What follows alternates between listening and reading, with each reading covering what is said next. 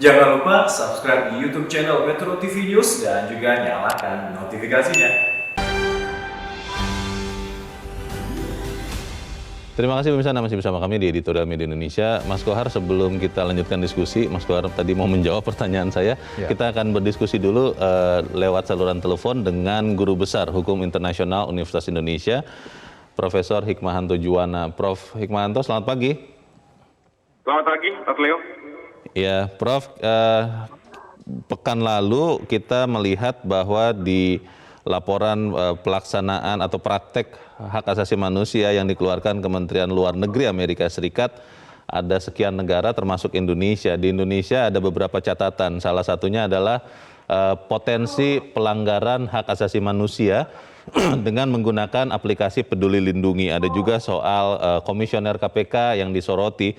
Kalau kita melihat apa yang disampaikan Amerika Serikat ini, apakah memang benar kita harus memperhatikan dengan sungguh-sungguh atau kita mengabaikan begitu saja atau ambil yang memang penting? Bagaimana, Prof?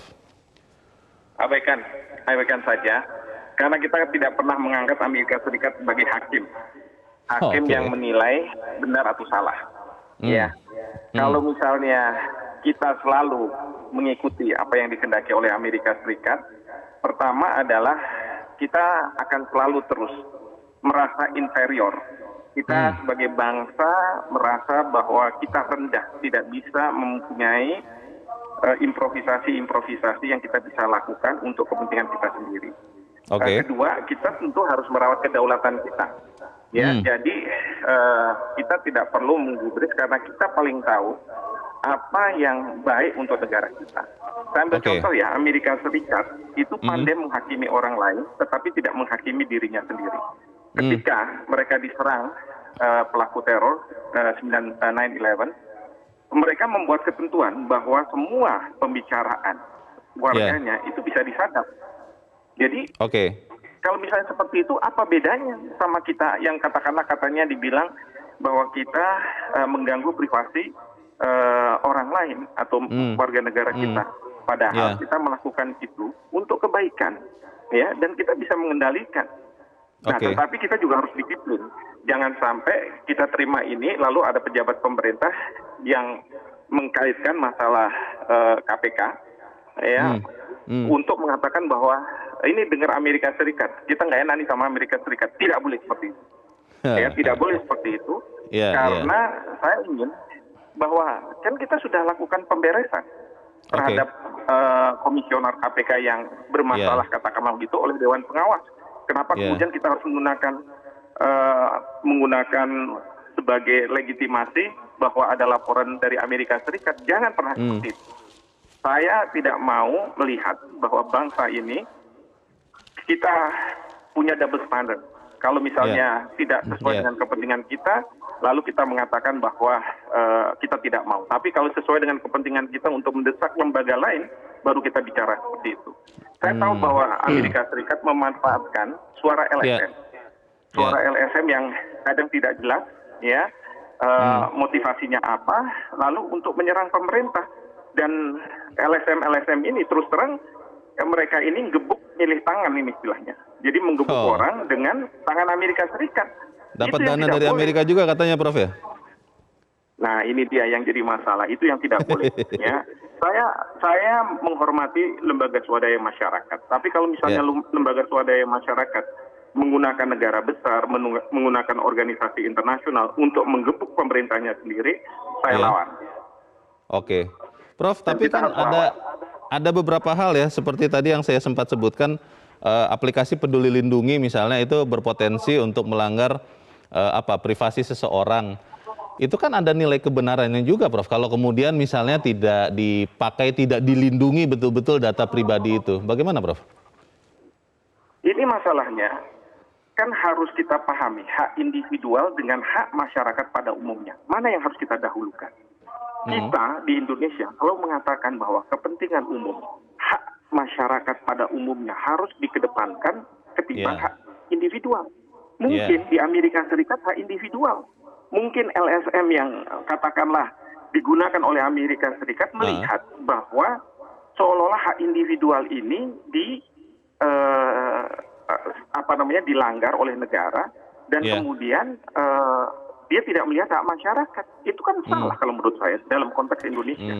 Dalam konteks negara-negara di Asia, kita lebih mengedepankan hak dari katakanlah masyarakat, kepentingan yang lebih besar daripada individu.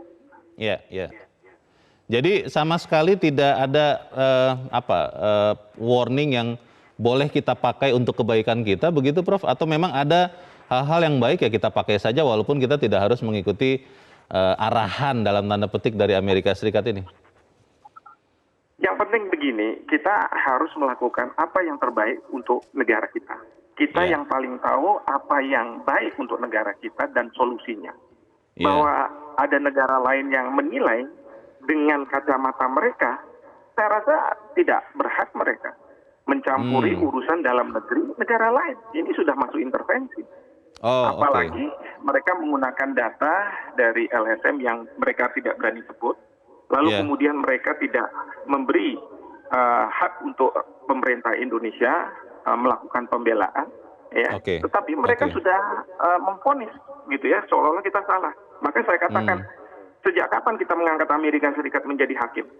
Nggak ada, nggak pernah. Iya. Kan katanya Amerika Serikat polisi dunia, Prof.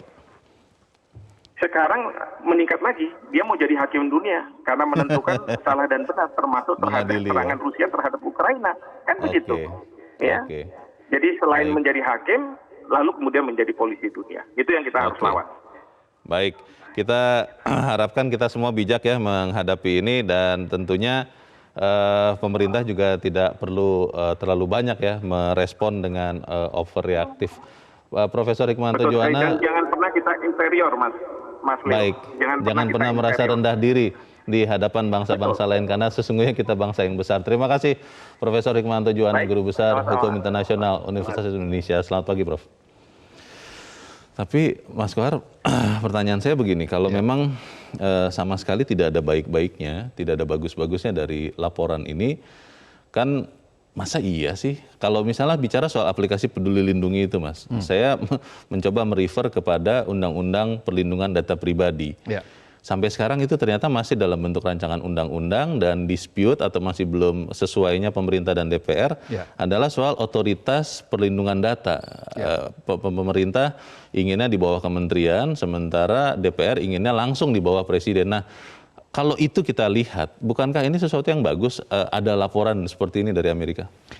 Ada atau tidak ada laporan dari Amerika, kita mestinya berlekas-lekas atau segera mengeluarkan Undang-Undang Perlindungan Data Pribadi. Karena itu sudah menjadi concern. Dan di forum ini pula, berkali-kali kita juga sudah menyatakan itu kan. Iya, kita dorong ya. Artinya sejak sebelum ada laporan dari Amerika, Kementerian Luar Negeri Amerika. Jadi yang kita lawan dari apa yang dilakukan oleh Amerika itu adalah proses dalam mendikte, menentukan benar tidak.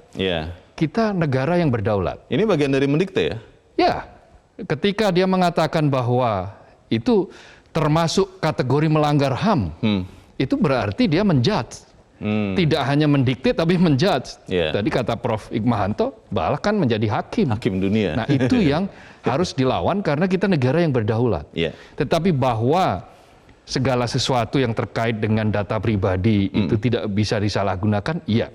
Pengalaman Singapura itu menunjukkan hal yang sama, Leo. Ketika menangani COVID-19. COVID-19 ini kan sesuatu yang sangat-sangat baru. Sesuatu yang seluruh dunia itu tidak ada yang punya pengalaman. Betul. Karena itu semua mencoba, semua melakukan. Bagaimana melacak, bagaimana menahan supaya ini tidak, lajunya tidak terus-menerus terjadi.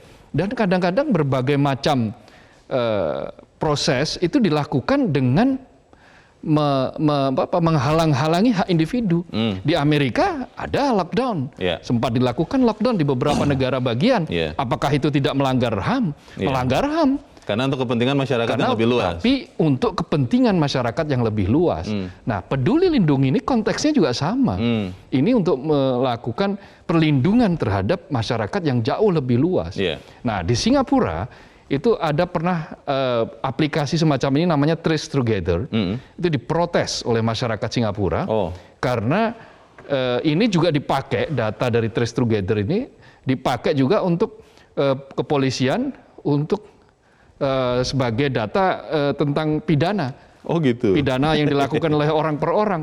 Lalu dibawa ke parlemen, lalu kemudian diputuskan bahwa polisi tidak boleh memakai data itu untuk kepentingan di luar kepentingan untuk COVID. Nah, maka setelah itu lanjut lagi, jalan lagi. Ini adalah demi untuk kemaslahatan umat, kemaslahatan orang banyak gitu loh. Jadi ada perkara-perkara di mana dalam satu hal mungkin ini mengekang hak individu, tetapi dalam banyak hal ini adalah untuk menyelamatkan justru. Jadi kalau di dalam prinsip-prinsip besar, prinsip-prinsip universal, prinsip-prinsip agama, itu mudarat itu harus dihilangkan dulu. Manfaatnya ada, tetapi mudaratnya dulu harus dihilangkan ketimbang memetik manfaat. Nah, itulah yang harus dilakukan. Nah, peduli lindungi itu konteksnya seperti itu. Jadi yang kita lawan sekali lagi adalah bukan pada soal apakah peduli lindungi itu melanggar privasi atau tidak, tetapi lebih kepada cara bagaimana Amerika mendikte kita. Itu tidak boleh ada negara lain mendikte negara yang berdaulat, negara yang merdeka. Tapi Mas Kohar, kalau kita fokus dulu misalnya di peduli lindungi ya. Kan kebanyakan saya malah belum pernah dengar orang Indonesia sendiri yang dengan berhati-hati dan kritis, tentunya tidak dengan tujuan menghancurkan ya, untuk membangun supaya aplikasi peduli lindungi ini benar-benar efektif dan aman untuk semuanya, yang mengkritik ataupun memberikan masukan terkait dengan peduli lindungi. Dan kalau kemudian ada orang dari luar yang bisa melihat mungkin dengan kacamata yang lebih jernih karena tidak punya kepentingan, tapi kalau ini sih pasti ada kepentingannya, itu katakanlah begitu, kan ini lebih bagus untuk perbaikan pelaksanaan HAM, khususnya di dalam hal ini aplikasi peduli lindungi, Mas Kohar. Ya, tetapi apakah harus kita dengar itu bahwa itu persoalan dari Amerika? Yang perlu kita lakukan bukan pada aplikasi peduli lindunginya, tetapi pada bagaimana menggunakan data yang ada di dalam aplikasi peduli lindungi itu betul-betul memang untuk kepentingan COVID-19. Perlindungan data pribadinya, data pribadi. Peruntukan datanya itu Peruntukan datanya, itu yang harus dipastikan. Nah, untuk hal semacam ini sebetulnya ya Undang-Undang Perlindungan Data Pribadi menjadi sangat urgen, menjadi sangat pokok, ya, karena jangankan data masyarakat, data presiden saja bisa bocor. Nah, artinya hal-hal semacam ini kan potensial untuk terjadi jauh sebelum Amerika Serikat menyampaikan laporannya tentang itu. Karena itu yang perlu segera disahkan adalah bagaimana nih rancangan undang-undang data perlindungan pribadi ini bisa segera menjadi prolegnas, program legislasi nasional yang prioritas begitu loh. Setelah undang-undang TPKS, tindak pidana kekerasan seksual yang mendesak, maka undang-undang perlindungan pribadi juga sangat mendesak. Tetapi bukan karena Amerika senantiasa menyampaikan laporannya. Kita negara berdaulat. Ingat, Bung Karno selalu mengatakan bahwa Indonesia adalah negara berdaulat. Tidak ada satu negara pun yang boleh mengatur Indonesia. Itulah kenapa kemudian Bung Karno dalam beberapa kesempatan kan senantiasa meledak-ledak ketika ada negara lain yang coba mengatur dengan modalnya misalnya. Bung Karno enteng saja mengatakan go to hell with your aid. Jadi dengan kata-kata seperti itu sebetulnya untuk menunjukkan dignity. Karena kebesaran sebuah bangsa itu bukan ditentukan oleh besarnya penduduk, luasnya wilayah, tetapi kepada bagaimana negara tersebut mampu menghadirkan dignity-nya di hadapan negara lain. Beberapa teman berpikir begini, Mas Kohar. Sebetulnya mereka setuju bahwa kita harus punya national pride, harga diri bangsa, dan kita memang tidak tunduk kepada siapapun termasuk Amerika Serikat. Tapi mereka lebih melihat ke substansinya. Karena di sisi yang lain mereka mengatakan Komnas HAM Indonesia kan belum pernah nih mengeluarkan laporan terkait dengan praktek HAM di Indonesia misalnya. Mereka hanya melaporkan atau memberikan penilaian berdasarkan kasus-kasus. Nah, kalau kemudian ada penilaian dari luar, kita lihat substansinya, itu saja yang kita perbaiki. Bagaimana, Mas Kohar? Ya, Komnas HAM kan beberapa laporan dan investigasi yang dilakukan, itu kan sudah cukup menghasilkan banyak sekali terobosan. dengan adanya Komnas HAM, maka kita sekarang lebih peduli dengan hak asasi manusia. Menjadi isu yang sangat penting juga hak asasi manusia. Meskipun dalam praktek-prakteknya kita melihat bahwa intoleransi masih terjadi. Banyak. Persekusi masih terjadi. Mereka yang berbeda dipersekusi. Mereka yang berbeda cara pandang langsung dianiaya dan seterusnya. Itu kan prakteknya masih terjadi. Tetapi mekanisme kita, aturannya, lembaganya itu sudah ada. Siapa yang mengatur sudah ada. Dan itu tidak harus dijudge oleh Amerika. Kayak kasus KPK tadi kan sudah diputuskan oleh Dewan Pengawas. Apakah kemudian Amerika harus mengatur, katakanlah, oke, copot itu dan seterusnya, kan tidak. Jadi ini dalam hal tertentu ada nuansa, ada sebagian yang mulai mengait-ngaitkan ini dengan undangan Indonesia ke Presiden Putin dalam rangka nanti KTT G20, G20. Dan Amerika akan menyatakan sebaiknya Indonesia tidak mengundang Putin, tetapi Indonesia menyatakan bahwa ini adalah forum yang sudah kita sepakati, bahwa ini adalah forum ekonomi, bukan saatnya untuk forum politik. Karena itu adalah hak dari anggota G20 untuk diundang, dan Indonesia tetap menyatakan itu sebagai bagian dari komitmen sebagai presidensi G20. Nah, ada yang mengaitkan dengan itu.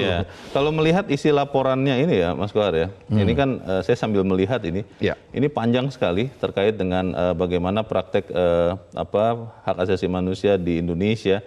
Ini ada Section 6, Discrimination and Social Abuses, kemudian ada juga bagian-bagian lain, Section 5, Governmental Posture Towards International and Non-Governmental Investigation of Alleged Abuses of Human Rights. Ini sangat lengkap begitu ya. Saya tidak tahu persisnya, belum baca semua. Tapi ini kan sesuatu langkah yang mestinya sih bisa ya memberikan pembanding untuk kita. Bagaimana kita sudah melaksanakan hak asasi manusia di Indonesia. Bisa tidak kita bersikap seperti itu? Ya, bisa saja bahwa itu sebagai report itu tetap ada gunanya sebagai pembanding. Tetapi yang kita lawan, yang kita tolak adalah judgment. Judge atau penghakiman Amerika atas negara lain bahwa kita telah melakukan pelanggaran HAM tanpa dia lebih tahu dulu bagaimana proses itu terjadi dan apa yang sudah kita lakukan, itu juga gegabah. Dan itu terlalu campur tangan dengan urusan negara lain. Baik, kita harus jeda dahulu Mas Kohar, dan pemirsa kita akan lanjutkan selepas jeda berikut ini. Pemirsa tetap bersama kami, Editorial Media Indonesia segera kembali.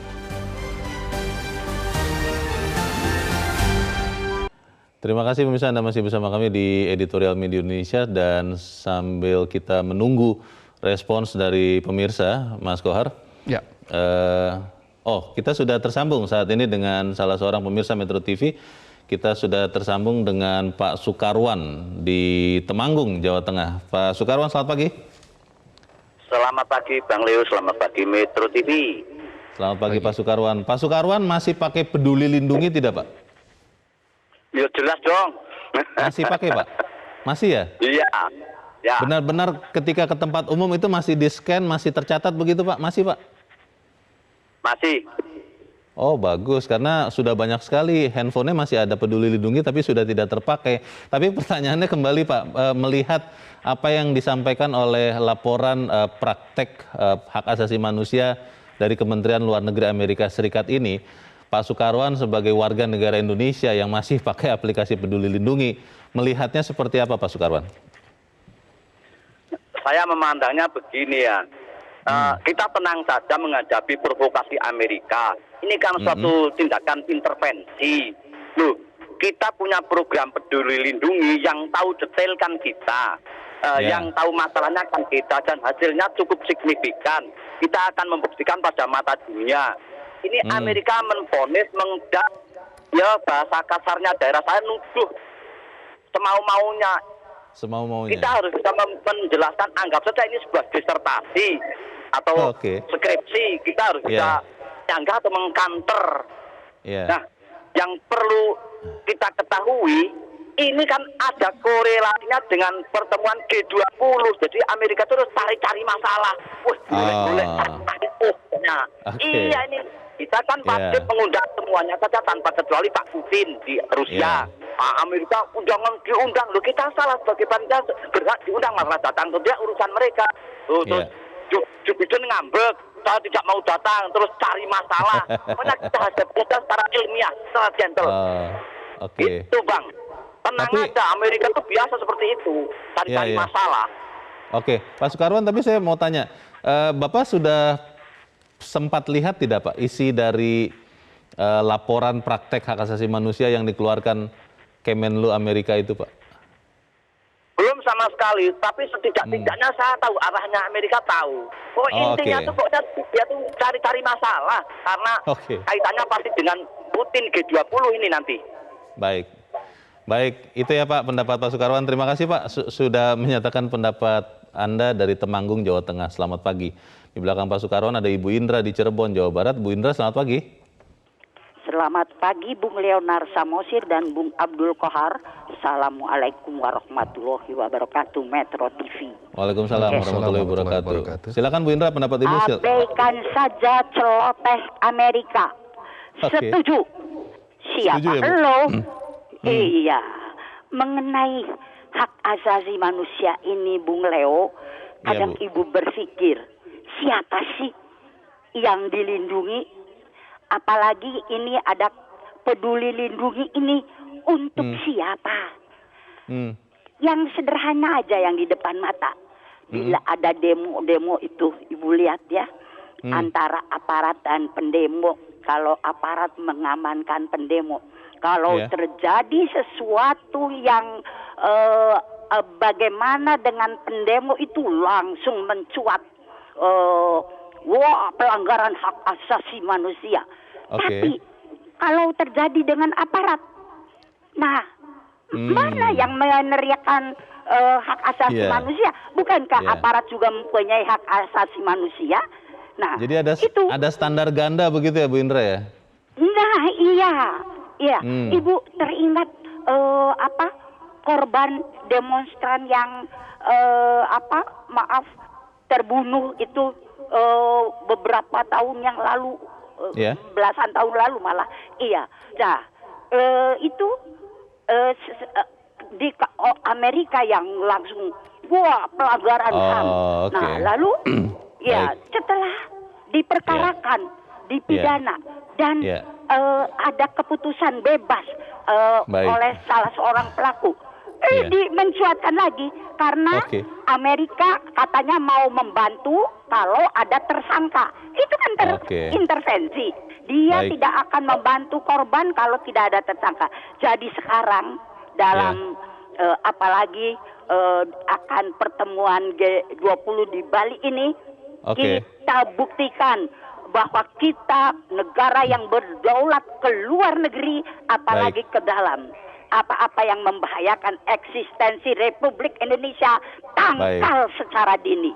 Terima kasih Bung Leo. Assalamualaikum warahmatullahi wabarakatuh. Waalaikumsalam warahmatullahi wabarakatuh. Terima kasih Bu Indra di Cirebon, Jawa Barat. Di belakang Bu Indra ada Mas Dani. Mas Dani ya di Malang, Jawa Timur. Mas Dani, selamat pagi. Selamat pagi Bang Leo, selamat pagi Mas Abdul Kohar. Ya, Mas Dani ya. Iya, betul. Oke, kami mohon maaf, akan kami ganti namanya. Ini terkait dengan perlindungan data pribadi. Tapi Mas Dani silakan, bagaimana menurut Anda celoteh Amerika ini? Bagaimana Mas Dani?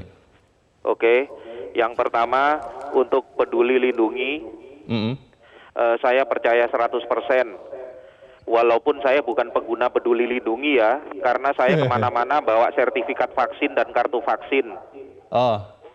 Ya, itu. Jadi untuk masyarakat yang mungkin terlanjur termakan oleh narasi Amerika Serikat, ya mendingan nggak usah pakai peduli lindungi, mendingan kemana-mana bawa kartu vaksin atau sertifikat vaksin aja, misalnya mau menonton bioskop atau masuk ke mall gitu. Oh, itu bisa ya? Itu yang pertama. Iya, manual aja. Terus yang kedua,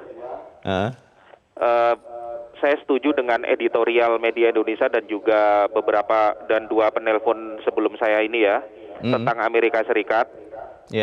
Amerika Serikat itu memang dari dulu seperti itu. Dia itu kalau menghancurkan negara lain nggak perlu pakai kekerasan atau invasi militer.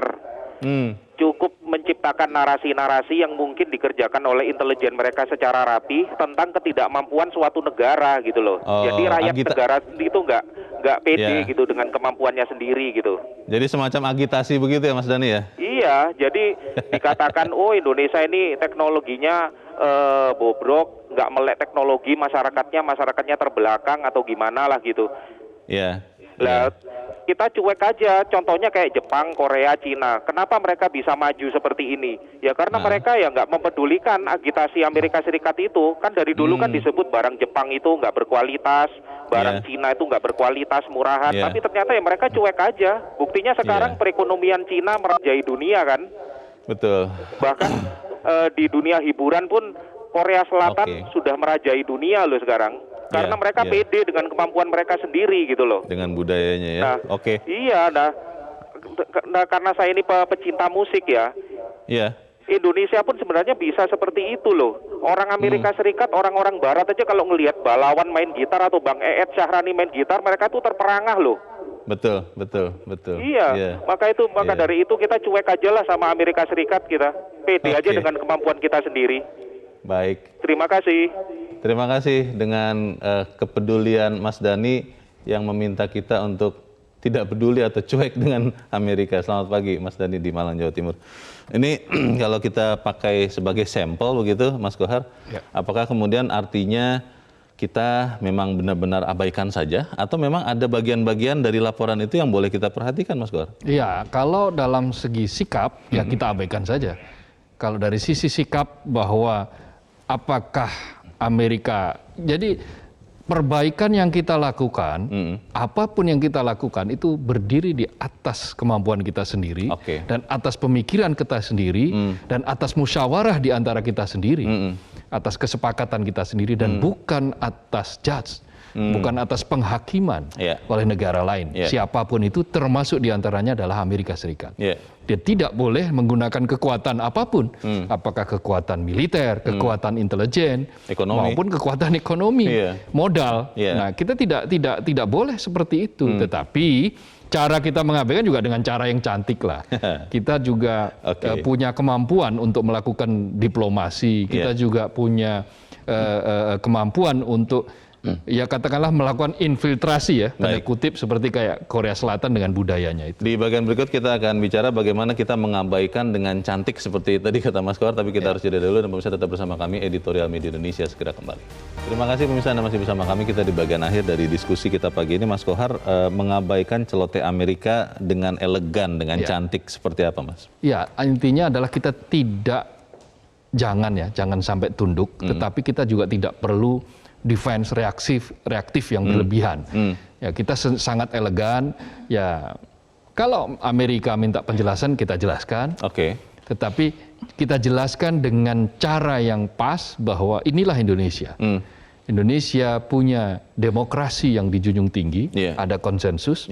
Indonesia mengakui hak individu, tetapi Indonesia juga mengakui hak sosial. Hak individu itu akan diikat oleh tanggung jawab sosial. Ketika hak individu itu melawan ruang publik atau hendak menguasai ruang publik, membahayakan kehidupan sosial, maka ya pemerintah punya tugas untuk mengintervensinya itu menjadi sebuah situasi yang melindungi banyak orang. Jadi Amerika Serikat sendiri sampai sekarang masih kepayahan kan, melindungi kaum minoritas berdasarkan ras kan, termasuk juga berdasarkan stigma tertentu atas ras tertentu. Ras negro selalu distigmatisasi sebagai kriminal, dan itu masuk ke dalam otak bawah sadar tidak hanya masyarakat, tetapi juga aparat loh. Sekarang sampai ke ras Asia juga Mas, gara-gara yang pemerintahan perlindungan terdahulu. Terhadap ras Asia juga begitu. Waktu setelah peristiwa 11 September, maka terhadap orang Muslim bagaimana perlakuan Amerika? Melanggar privasi, hak individu dan seterusnya. Tetapi mengapa dia bisa dengan mudah mengatakan itu kepada negara lain? Nah itu yang harus kita jelaskan, bahwa kita akan memberlakukan segala sesuatu sudah dalam batas yang sudah kita pikirkan, termasuk ketika peduli lindungi.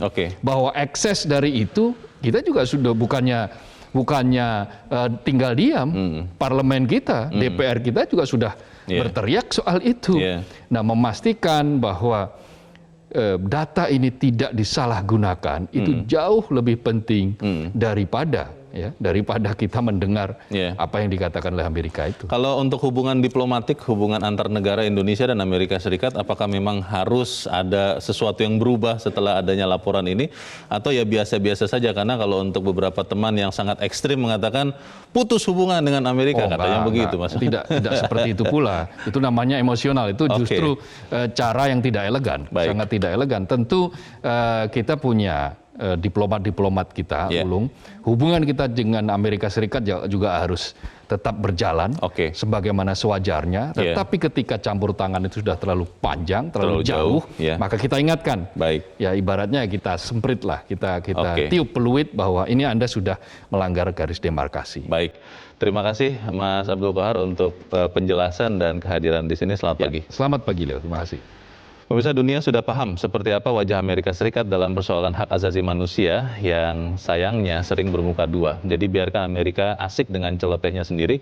Peduli Lindungi terbukti berkontribusi pada rendahnya penularan COVID-19 di Indonesia ketimbang negara tetangga dan bahkan negara maju. Pemerintah tidak usah pedulikan apa kata Amerika yang dalam penanganan pandemi coronanya pun ternyata tidak lebih baik dari kita. Saya Leonard Samosir, berterima kasih Anda sudah menyaksikan. Selamat pagi, sampai jumpa.